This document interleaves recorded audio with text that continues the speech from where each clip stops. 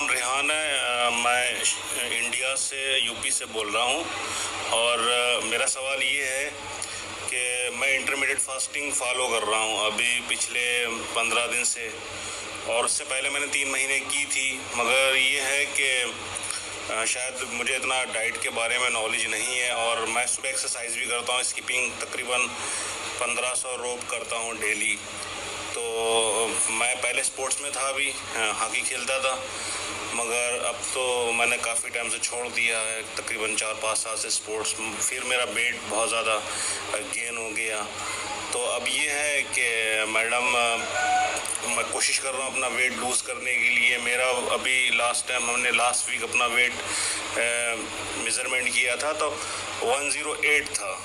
तो मैं आपकी वीडियोस तकरीबन 6 महीने से देख भी रहा हूँ, तो दिल तो होता है, मगर प्रॉब्लम ये होती है कुकिंग की, खुद करने की। तो मैडम, मैं आस्ट्रो कैल्शियम ले रहा हूँ दिन में एक बार, और मैं विटामिन ई भी ले रहा हूँ, विटामिन सी भी ले रहा हूँ, और A to Z जो विटामिन होते हैं वो भी ले रहा हूँ।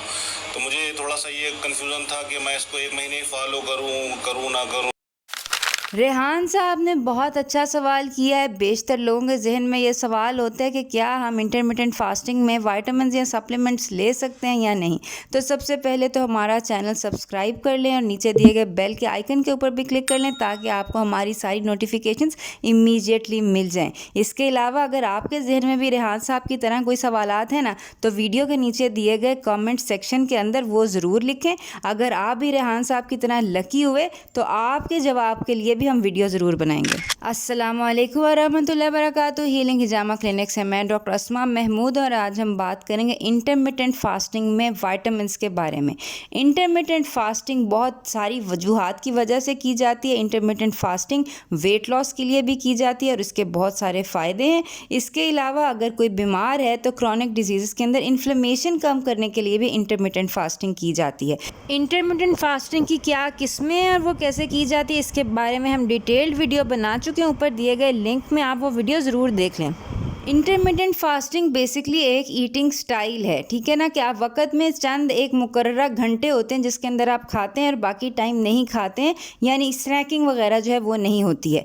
तमाम की तमाम जो आपकी कैलोरिक रिक्वायरमेंट है पर डे की बॉडी वेट के हिसाब से, वो तमाम की तमाम आप चंद महदूद घंटों में, खा 4 घंटों में, 6 घंटों में, या ये है कि 2 घंटों में पूरी करके, इसको कहते हैं इंटरमिटेंट फास्टिंग। इंटरमिटेंट फास्टिंग के फ़ायदे हासिल करने के लिए बहुत ज़रूरी है कि आपके जो फास्टिंग का टाइम है उसके अंदर आपकी कैलोरीज ज़ीरो हों, और अगर आपने कोई चीज़ खानी है या पीनी है तो वो ऐसी हो कि जो रेज़ ना करती हो इंसुलिन को। जैसे कि अगर आप इंटरमिटेंट फास्टिंग के दौरान पानी पी लेते हैं या चाय पी लेते हैं, कहवा यानी बग़ैर दूध और चीनी के सिर्फ कहवा जो होता है वो पी लेते हैं, तो ये ज़ीरो कैलोरी है और ज़ीरो इंसुलिन रेज़ करता है। ये अगर आप अपनी फास्टिंग के दौरान ले भी लेंगे तो आपको फास्टिंग के बेनिफिट्स मिल जाएंगे। तो इस हिसाब से अगर देखा जाए तो विटामिन्स जो होते हैं, कैल्शियम, विटामिन्स, मिनरल्स वगैरह, ये ज़ीरो कैलोरी होते हैं और ये इंसुलिन रेज़ नहीं करते।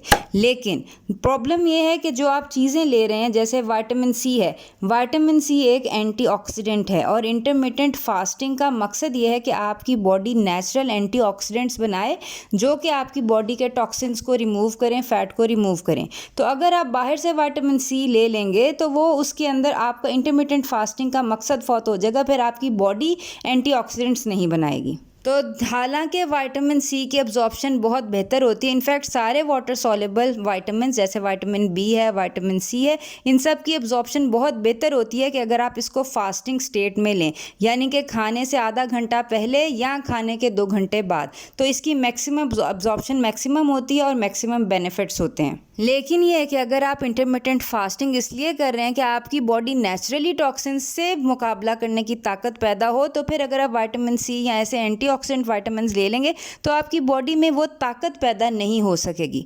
दूसरे नंबर पर रेहान साहब ने जिक्र किया कि वो A to Z एक सप्लीमेंट है वो ले रहे हैं। A to Z एक मल्टी विटामिन है जिसके अंदर calcium, iron, vitamin B, zinc वगैरह तमाम की तमाम चीज़ें मौजूद है। इसके अंदर प्रॉब्लम ये है कि कैल्शियम बेसिकली भी आपने भरे हुए पेट के साथ लेनी है। कैल्शियम एम्प्टी स्टमक के ऊपर लेंगे तो उसकी एब्जॉर्प्शन कम होगी, वो आपने भरे हुए पेट के साथ खाने के साथ लेनी है।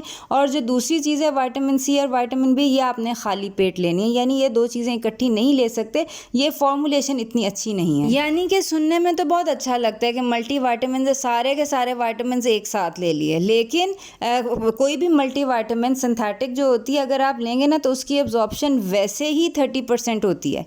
और जब आप इस तरह के कॉम्बिनेशंस लेंगे कि कैल्शियम और आयरन इकट्ठी ले रहे हैं तो उसके अंदर एब्जॉर्प्शन जो होती है वो आयरन की प्रेजेंस के अंदर कैल्शियम की एब्जॉर्प्शन कम होती है और कैल्शियम की प्रेजेंस में आयरन की एब्जॉर्प्शन कम होती है। तो ये है कि ये दोनों चीज़ें इकट्ठी नहीं लेनी चाहिए क्योंकि इनका फ़ायदा नहीं है, रिडंडेंट है।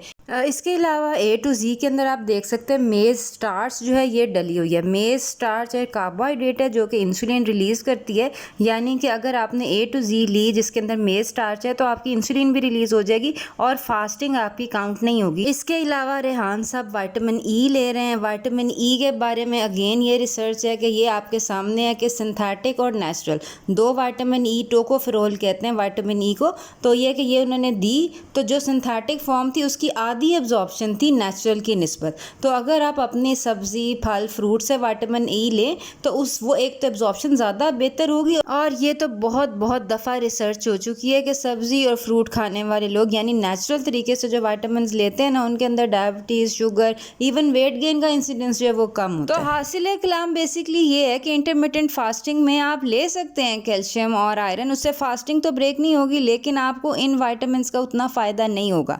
बहुत अच्छी बात होगी कि आप अपने विटामिन नेचुरल सोर्सेज से लें और उस वक़्त लें जब उसकी एब्जॉर्प्शन मैक्सिमम हो, यानी कि आयरन की इंटेक हो कैल्शियम की इंटेक के साथ एक वक्त में नहीं होना चाहिए, इसके अंदर स्पेस होना चाहिए। प्लस ये vitamin C, vitamin B, water soluble vitamin empty stomach खाली पेट लेने होते हैं, यानी कि खाने से 30 मिनट पहले या खाने के 2 घंटे बाद।